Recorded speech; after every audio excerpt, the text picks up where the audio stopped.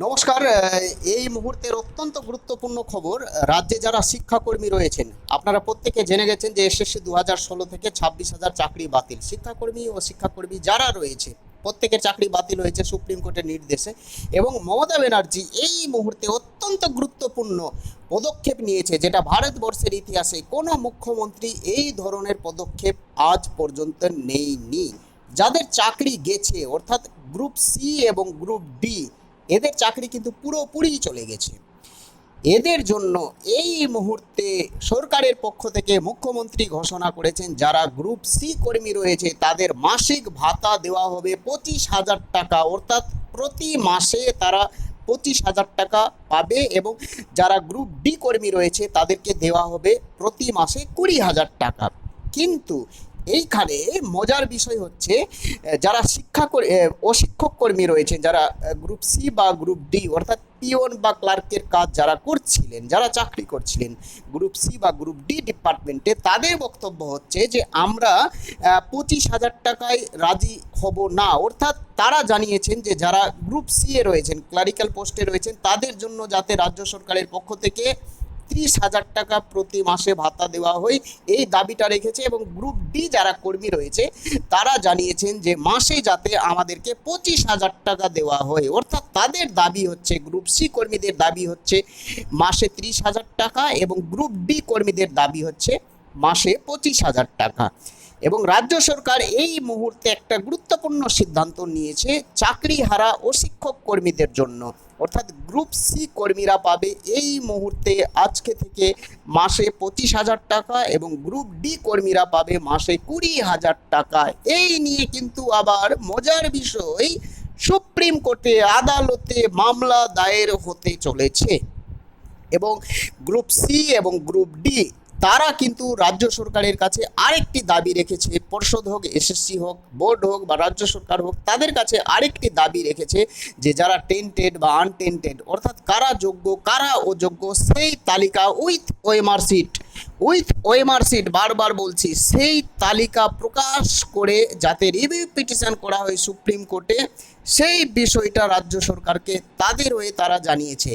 অর্থাৎ রাজ্য সরকারের পক্ষ থেকে এই মুহূর্তে আবার নতুন খেলা শুরু। যাদের চাকরি গেছে গ্রুপ সি কর্মীরা, তারা কিন্তু মাসে 25,000 টাকা পাবে ভাতা, এবং গ্রুপ ডি কর্মীরা পাবে মাসে 20,000 টাকা। কিন্তু কতদিন এই ভাতা পাবে? রাজ্য সরকার বা মুখ্যমন্ত্রী জানিয়েছে যতদিন না এই মামলার নিষ্পত্তি হয়। নিষ্পত্তি বলতে কোনটা? রিভিউ পিটিশন খারিজ হবে তারপরে নিষ্পত্তি, না কোনটা? না যতক্ষণ না ওই 31শে মের মধ্যে নোটিফিকেশন দেবে, আবার চাকরির পরীক্ষায় বসবে, নতুনভাবে রিক্রুটমেন্ট হবে, অর্থাৎ সমস্ত নিয়োগ প্রক্রিয়া কমপ্লিট হওয়া পর্যন্ত কোন বিষয়টা? নিষ্পত্তি বলতে মামলার বিষয়টা, অর্থাৎ রিভিউ পিটিশন করার পর এই মামলাটি পুরোপুরি যতক্ষণ না নিষ্পত্তি হয় এই বিষয়টা, ততদিন বা তত মাস পর্যন্ত তারা মাসিক ভাতা পাবে। গ্রুপ সি কর্মীরা পাবে 25,000 টাকা, এবং গ্রুপ ডি কর্মীরা পাবে 20,000 টাকা। খেলা শুরু আমাদের রাজ্যে খেলা শুরু। কি বলবেন আপনারা? আচ্ছা, আপনারা কি বলবেন? কমেন্ট করে জানান, এই ধরনের মুখ্যমন্ত্রী আপনারা কোনোদিন দেখেছেন? মমতাময়ী মুখ্যমন্ত্রী, আহ, নাম মমতা ব্যানার্জি, কিন্তু তার মধ্যে তার হৃদয়ে মমত্ববোধ রয়েছে। অর্থাৎ তার মধ্যে মমতা রয়েছে। মমত্ববোধ না থাকলে তিনি কিন্তু এত বড় পদক্ষেপ নিতেন না। ত্রিপুরায় চাকরি গেছে, সেই রাজ্যের মুখ্যমন্ত্রী কিন্তু ভাতা দেয়নি, কোনো বৃত্তি দেয়নি, ভাতা দেয়নি।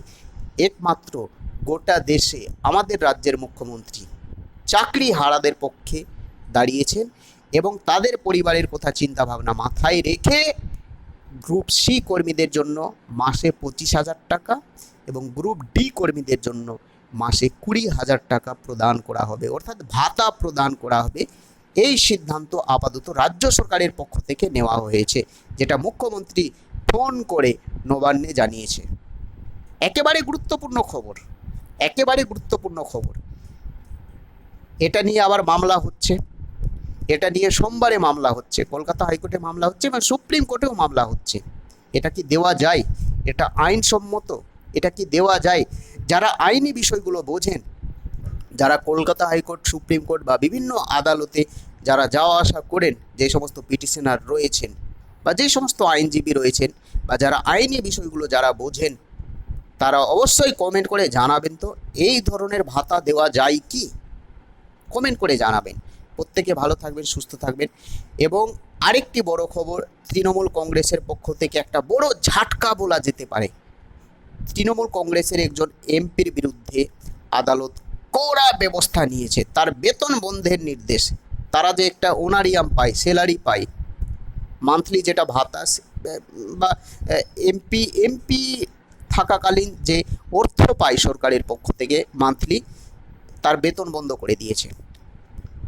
তার বেতন বন্ধ করে দিয়েছে আদালত। আপনারা জেনে গেছেন আশা করি। যাই হোক, এই নিয়ে আর বেশি কিছু বলতে চাইছি না। রাজ্যে বঙ্গ বিজেপির অবস্থা একেবারে চাঙ্গা হয়ে আছে। বঙ্গ বিজেপির অবস্থা একেবারে চাঙ্গা হয়ে আছে।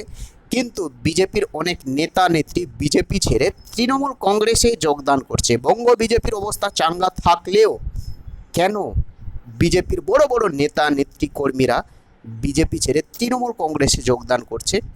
বঙ্গ বিজেপির একটা চিন্তার বিষয়। প্রত্যেকে ভালো থাকবেন, সুস্থ থাকবেন।